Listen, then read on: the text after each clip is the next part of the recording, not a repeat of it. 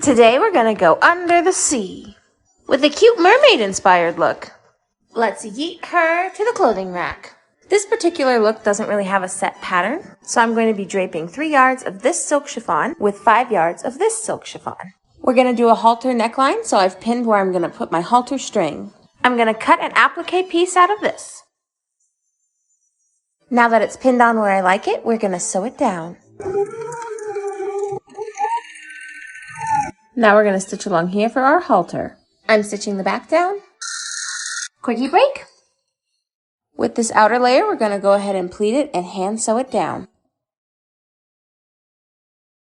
Okay, the hard part is done. Let's add our belt and decoration. I found this thing, so I'm going to turn it into a belt by adding this chain. And here she is, our mermaid-inspired dress. Today we're going to modernize this Aurora look using curtains. You're going to start by laying out your curtain. We're going to cut 2 front panels and 2 back panels. The wearer of this dress is going to wear it while riding a horse. So we're going to leave this front bit open. Hi, Bear.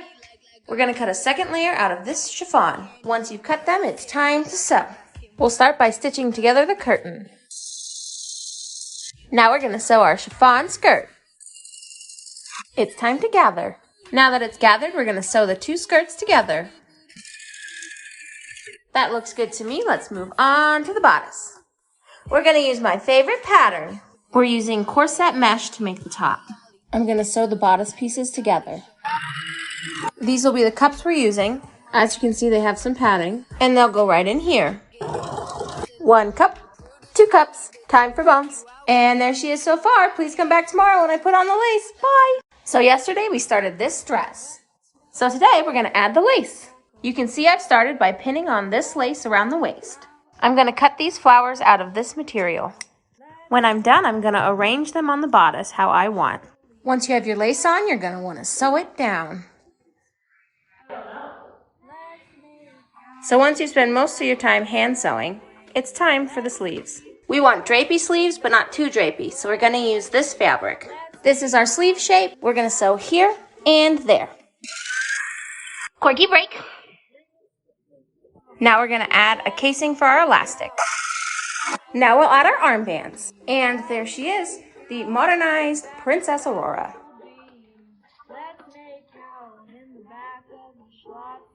Hey everybody, I am taking part in the Met Gala Challenge where you recreate one of your favorite Met Gala looks. I am going to do Lana Condor's look.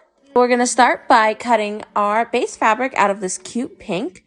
And this will be where we sew our tulle down to. So we're going to start by sewing 2 sections of 5 yards of tulle along the bottom, which is super similar to how we did the Ariana Grande dress. So you just gather them up using a basting stitch, and you add it 1, stitch it down, then we're going to add a second one over that. So here we are. That's what it looks like. Next, we're going to add another section of 5 yards of tulle, but this time in the middle. Finally, on our top layers, it's 5 yards of tulle folded over 4 times. Super hard to sew on.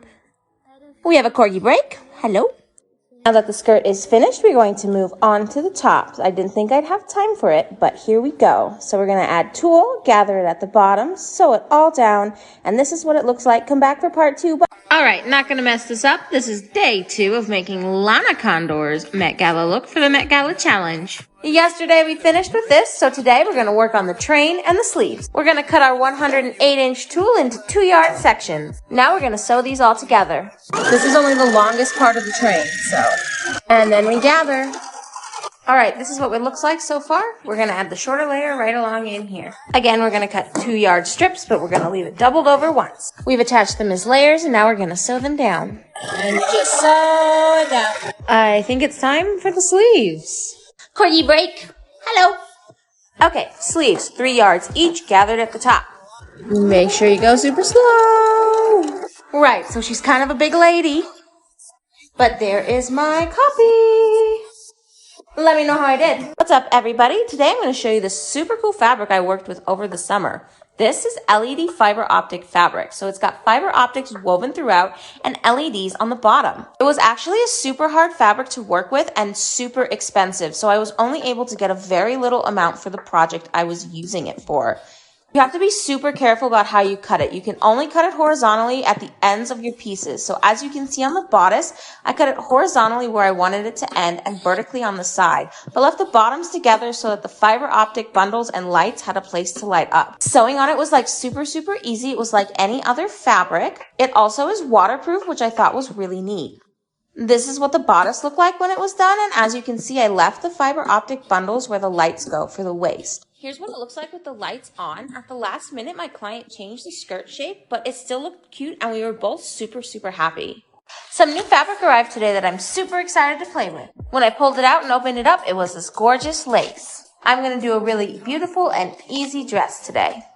I positioned the lace across the bodice like this. That looks really nice, so we're going to sew down the dart. Now let's add the back pieces. The skirt is just a super simple circle skirt. It's been cut, so it's time to add it. Corgi break. Good boy. A corgi break too. The skirt ended up being way too big, so we have to gather it down. And there she is. I'm waiting on the lining to come in, but she's done. Remember that silver chainmail? Well, I have it in gold.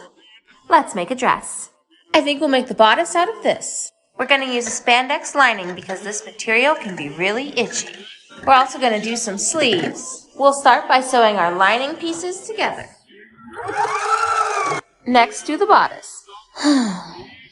Very slow. I'm adding the lining. Let's add the sleeves. That looks nice, so let's add the skirt. Breaky break! The skirt is really easy. We're just going to gather it down. Time to sew this together.